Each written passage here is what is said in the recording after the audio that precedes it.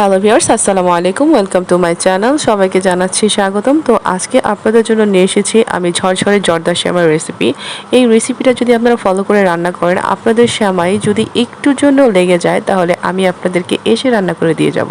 তো আমার সেমাইটা অবশ্যই এই রেসিপিটা ফলো করেই আপনাদেরকে রান্না করতে হবে।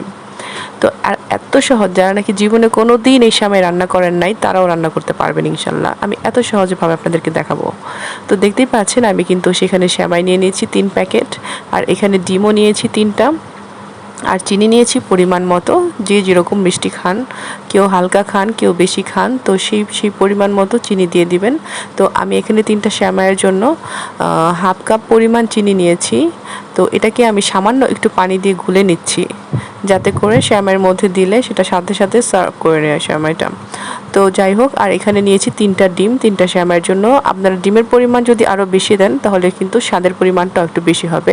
চাইলে 3টা সেমাইয়ের মধ্যে আপনারা 6টা ডিমও ব্যবহার করতে পারেন। তো যত ডিম হবে এটা পাফিনেসটা তত বেশি হবে। আর এখানে নিয়ে নিচ্ছি 1 কাপ পরিমাণ দুধ, লিকুইড দুধ। আপনারা চাইলে গুঁড়ো দুধ গুলিয়ে নিতে পারেন 1 কাপ পরিমাণ।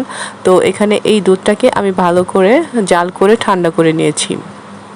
এখন এখানে ডিমের সাথে এই দুধ আর চিনির মিশ্রণটা আমরা একসাথে ফিটে নেব। সামান্য একটু লবণও দিয়েছি ডিমের মধ্যে। তো 1 চিমটি লবণ, আমি সবসময় যে কোনো মিষ্টি জিনিসে সামান্য একটু লবণ ব্যবহার করে থাকি। চাইলে দিতেও পারেন, নাও দিতে পারেন। প্রথমেই আমি একটি প্যানের মধ্যে তেল গরম করে নিচ্ছি আর দিয়ে দিচ্ছি সামান্য কিছু পরিমাণ ঘি। ঘির পরিমাণ চাইলে আপনারা আরেকটু বেশি দিতে পারেন। তো এই দুটো জিনিস দিয়ে আমি এখন সেমাইটাকে ভাজবো।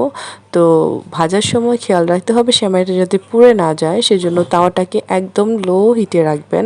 খুব বেশি একটা হিট দেওয়া যাবে না। আমি সেমাইগুলোকে একদম ভালো করে গুঁড়ো গুঁড়ো করে ভেঙে নিয়েছি, যাতে তা না হলে কিন্তু ভাজতে সমস্যা হবে। কড়াইতে দিলে দেখা যায় ছিটে ছিটে পড়ে যায়।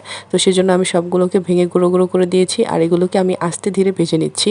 তবে ভাজার সময় অবশ্যই খেয়াল রাখবেন নিচে যাতে লেগে না যায়। আমি বারবার বলছি হিটটা কিন্তু লো হিটে রাখতে হবে, তা না হলে এই সেমাইটা পড়ে যাওয়ার সম্ভাবনা থাকবে। আর এটা কিন্তু খুব সবসময় নাড়ার উপরে রাখতে হবে। তো এগুলোকে ভাজতে ভাজতে একটা সময় দেখবেন যে একটু কালারটা চেঞ্জ হয়ে আসছে।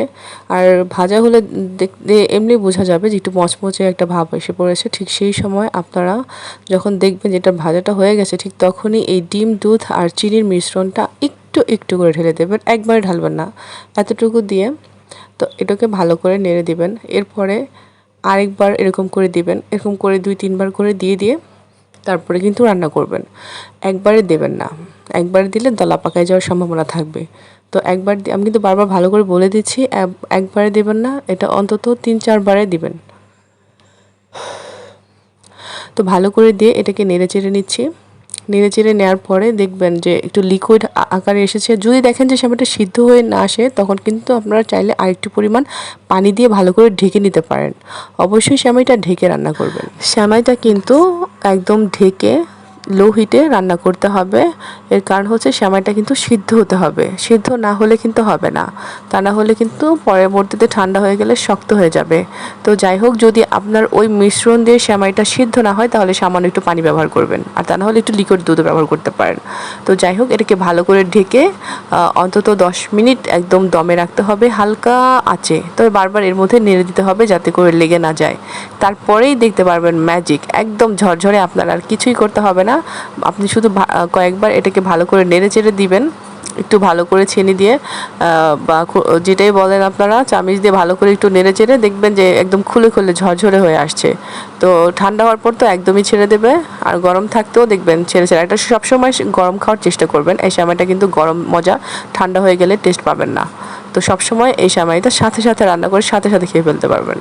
আর দেখতেই পাচ্ছেন কতটা সুন্দর ঝরঝরে হয়েছে। আমি কিন্তু সেরকম কোনো পরিশ্রমই করিনি এই সেমাইটা রান্না করতে।